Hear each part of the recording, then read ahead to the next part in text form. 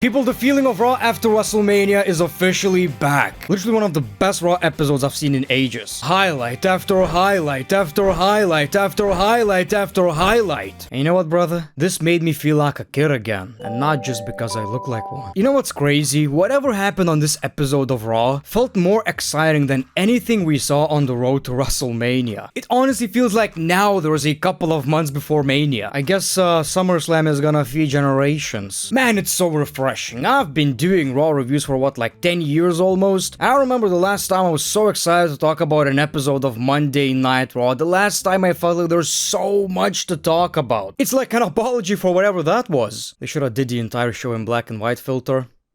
If you know, you know. People, welcome to Raw After Mania review. If you're new to the channel, man, consider subscribing. On this channel, we not only talk about professional wrestling and share our opinions, sometimes we kiss and stuff. We're wrestling fans, we love professional wrestling, but we don't let the mark mentality control our minds and souls. It's not about the star ratings, people, it's about what you feel right here in your titty. So the show kicks off with John Cena. I love that the entrance is a casual thing right now, and he wasn't pleased with the announcement, so he made the guy announce him as this only real champion in the WWE. I guess the last real champion, right? People are cheering for him, thank you Cena, but he calls them hypocrites. This is a toxic, dysfunctional relationship, and y'all owe me an apology. You're soft, you're lowlifes, you're idiots. And the crowd started chanting, "We are sorry." So, this is a dysfunctional relationship, and I'm a part of it. Only 36 dates left, so he keeps counting them, and it's only 27 appearances left. Not matches, appearances. You know what, that's kind of sad. He says he's the real undisputed champion, referencing legends like Bruno, Austin, Punk. Somebody gotta mention Randy. Every time somebody's mentioning these legends, they forget Randy Orton, and that makes me sad. I find that offensive.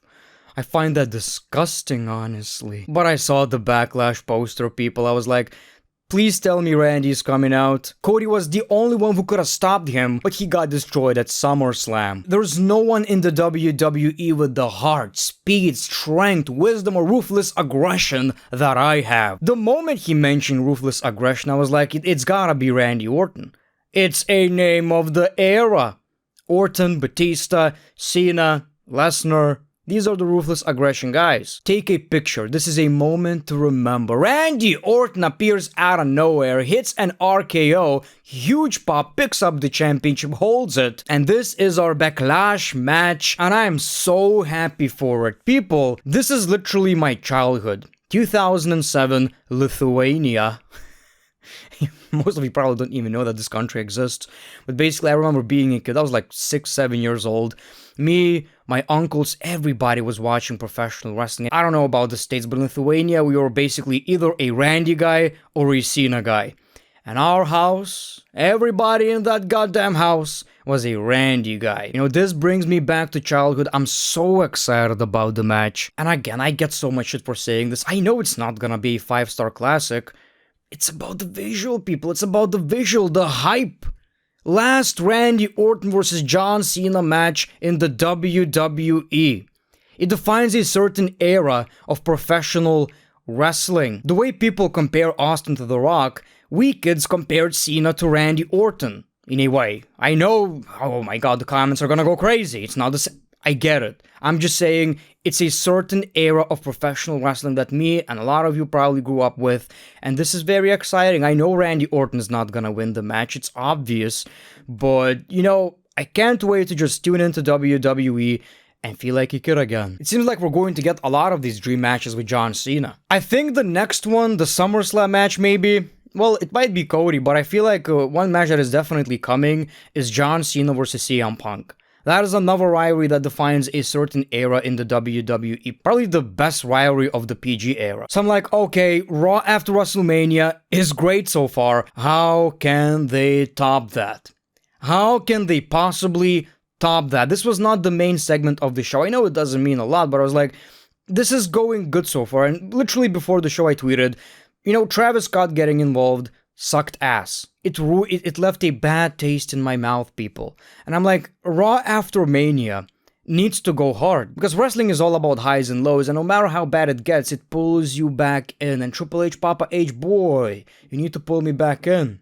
You need to pull me back in, boy. We saw the WWE Women's Tag Team Championship match, WrestleMania rematch, actually. And I think a lot of us had an idea on what's going to happen because this is Raw after WrestleMania and you are expecting certain moments. This was actually a very good match. Probably even better than the WrestleMania match because, you know, they were given more time. I think so, at least. I could be totally wrong right here. But they went hard and obviously the crowd responded. This is awesome chance, but Lyra Valkyria got pinned by Liv Morgan, and I guess at this point it confirmed our speculations. Becky Lynch turned heel on Lyra Valkyria, and she was so shocked. She respects Becky so much, she didn't fight back because Becky came back multiple times and Lyra didn't do anything. She was shocked, she was hurt, but the man is a heel now. Might as well join Seth Rollins at this point. Oh, we're gonna talk about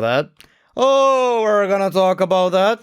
I'm so excited. People, I'm still on that streak. I barely slept. Before Raw, I took a nap, like a baby. I watched Monday Night Raw, now it's 8 a.m. and I'm making that review. Gotta love it when WWE doesn't suck, right? So obviously this is a good thing. Becky Lynch versus Lyra, Intercontinental Championship, making that championship even more prestigious. I mean, maybe even is not the right way to say it, but making it prestigious, I guess. Lyra is great, really underrated. Well, is she really underrated? She's a champion, the crowd are responding well, IWC are responding well, so yeah, she's good. She's basically good, that's all I'm trying to say. I'm excited about the storyline, I'm excited about Bayley's return. Obviously, at one point, I think Becky is going to win that championship. Bayley is going to make that comeback. Bayley versus Becky, Intercontinental Championship. It's a big deal, can't wait. But so far, this episode was going really, really well. And I was like, okay, there's already so much to talk about. I thought this episode is going to be all about Randy Orton and John Cena, this review. No. Then we see the New Day celebrating the championship victory. They got interrupted by Alpha Academy and they claim, well, the last time you faced these two, you lost. So we got a challenge. The match is about to start, random ass music starts, I'm like, who the hell is that? Obviously, I heard the rumors, I knew that, you know, Rusev is going to come back one day, but he came back on this episode of Raw, he made his return, looks like he's in a great shape, and he made a statement. I'm a bad guy by attacking the good guys. So I'm happy to see him in the WWE. One concern I have is that I don't see where he fits in right now, necessarily. There are some dream matches. Rusev versus Bronson Reed, Rusev versus Gunter would be amazing, but all of them are heels. So I can't wait to see what WWE are going to cook, but I feel like we might have the same problem we have with Andrade. He came back, he got a couple of interesting rivalries, matches, like he's always entertaining to watch, but he's not that featured. And the roster is large right now, so I just hope for the best. And one thing that I didn't like, which is not that big of a deal, obviously, I'm just excited to see his return. This was kind of random. Why would he... Alpha Academy? Not a very impactful return, I would say. What happens in Vegas stays in Vegas. So the Judgment Day are kinda cool now. We'll see for how long. But then we saw Io Sky's celebration. You deserve a chance, people are happy, just like myself. She thanks the crowd. And the NXT Women's Champion Stephanie Vaquer interrupts and makes a challenge. People are going crazy. This is, in a way, kind of a dream match, I guess. Adam Pearce comes out to massive boos, but then he says, do you want to see this match? Everybody cheers, and we got the match official. So I don't really watch NXT, but I know so many fans were really excited about this one, and the match absolutely delivered. It was basically WWE saying, let's sometimes forget about the stories, let's give the fans what they want. And honestly, I wish WWE would do this a bit more often. Doesn't hurt nobody, you know, especially with the fact that it actually progressed some storylines. So Roxanne Perez interfered, ended the match, massive boost, you know, obviously horrible human being. Then we got Julia, and Rhea Ripley made the save. So some interesting rivalries are cooking up. One thing I'm not sure about is, are they called up to the main roster or not? That wasn't necessarily said on commentary, and I didn't see any tweets, so we'll see about that. Okay, so we got the Jey Uso celebration, which is nice. Obviously, it's a big deal. Sami Zayn came out, emotional moment. I was enjoying it, but I felt like it was a little bit pointless in a way. At one point, I know you thought about it too. They were yeeting and I was like, okay, he's turning heel, right? And he did the exact same thing I was thinking about. In my mind, I was like, they're going to climb the top rope, do the yeeting, and Sami Zayn is gonna, stop doing that and attack Jey Uso. That's exactly what he did. He stopped the eating, he was behind Jey, but he didn't turn heel. Was that a hint? Was that a tease? I'm not sure, but then we got Jimmy Uso, they were celebrating, and that was basically it. Didn't progress any storylines or nothing. Was a little bit pointless. It's crazy to say, but this was the lowest point of the show. Crazy to say. Wasn't bad, but a little bit pointless. Unless they are teasing that Sami Zayn heel turn. It's such a great relationship, Jey and Sami Zayn, that in a way, like, you actually, as a wrestling fan, are gonna feel a little bit hurt by this. Like, if Sami turns on Jey, I'm gonna feel that, I'm gonna hate it, and I'm gonna love it at the same time. You know that feeling? AJ Styles reflects on his loss against Logan Paul and says, well, this guy has a lot of tricks. He's playing these mind games, and it didn't work out for me. We got Karrion Kross, huge pop. Man, I'm so happy for the guy. We also got a push Karrion Kross sign in the audience, and y'all know why. Dude, you probably saw this. If you didn't, you gotta watch it. It's this YouTube video, WWE WrestleMania recap, or whatever the case may be, with Sam Roberts, basically. And he was on the podcast, and he got this emotional, real, fourth wall breaking promo about the WWE management, Logan Paul. This is the best thing he did in his WWE career so far. It's wild. Like, literally, you watch that, you almost get goosebumps from this promo. And it just proved me this guy is great. And I really hope the push is gonna start. I love that he talked about how WWE is all about viral moments. After that promo, he got viral. He was trending on Twitter. People are chanting his name, popping for the guy. I feel like this is the start of Karrion Kross's rise in the WWE, and I'm so happy for the guy. So obviously, he talks about how AJ is wrong for not taking the opportunity. Karrion versus AJ seems to be the rivalry, but I also wouldn't mind Karrion versus Logan Paul. It's just that the dynamic is going to be weird because both are heels. Okay, this was wild. Gunther is angry about the commentators because, they are happy that Jey Uso won, and they said some nasty things about him on commentary, and he started attacking Michael Cole, who before just said, I didn't tap out, you did. So he attacked Michael Cole, and Pat McAfee, like a true friend, like a true badass, saved Michael Cole, but, paid the price. Oh boy, did he pay the price. I love these kind of moments where it just feels like chaos. You're not supposed to touch commentary. You don't expect Pat McAfee fighting. You don't expect Michael Cole to see in this kind of environment. So I absolutely love this. And oh my god, Michael Cole. Ball so big, he needs custom pants. Ball so big, he needs 2 buckets just to carry his ball sack. Oh my god! Did you see that backstage segment where he says we can't work in this environment and Adam tells him to take a break? I'm not gonna let some bully not allow me to do my job. Massive cheers. Balls pumping. What a badass line from Michael Cole right here. You go, Michael. Put on that fucking orange attire. One more match. Continue the WrestleMania streak. Gunther versus Michael Cole. Book it. Book it. Now I'm wondering what this is all about. Possibly to write off Pat McAfee of commentary. One thing that I choose, Gunther looks amazing. Gunther looks unbelievable. He lost the match. WWE needed to do something special. I get that. But I wonder what that means. I kinda expected Wade Barrett at one point because there were rumors that he's coming back to the ring. We didn't see it yet. So I feel like at least a one-off between Gunther and Wade Barrett standing up for his friends would be really, really nice. Pat McAfee versus Gunther sounds kinda cool, obviously. But I think it's as simple as WWE needed to write Pat McAfee off, possibly, and at the same time make Gunther look badass. Maybe that's all there is to it. But this is the type of stuff I want from Monday Night Raw. To kind of switch up the formula. Then we saw Dominic Mysterio versus Penta for the Intercontinental Championship. Obviously, it's so weird now, but Dominic is getting cheered. He is the fan favorite, and I really sense a very good storyline out of this. So first of all, JD McDonough made his return and helped Dominic Mysterio retain the championship. And it's weird because Finn Balor sees all of them being so happy, thriving in the WWE, and he's almost like kinda jealous in a way, because he's the only one who's taking losses and not getting anything out of it. So obviously the story is Dominic versus Finn Balor. I just wonder which one is going to be the babyface.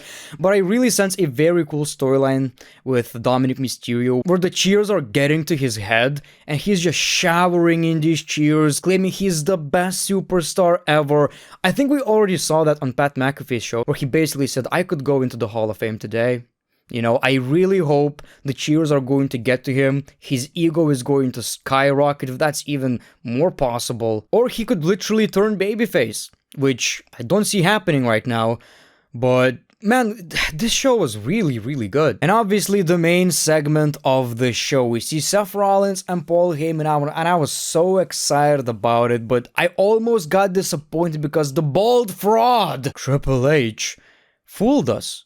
He did the shit again where he basically puts on, written by Paul Evesquine Fit Living, you know? The show ends, because before that, all they said was, I took Wise Man from Roman Reigns, I stole CM Punk's best friend, I am the winner of the main event of WrestleMania, I am, CM Punk comes out, and CM Punk basically got his ass whooped. Heyman says there is a new reigning defending undisputed #1 top star in the industry, Seth frickin' Rollins, and it seems like the show is over. I was like, okay, I get it, but that was a little underwhelming.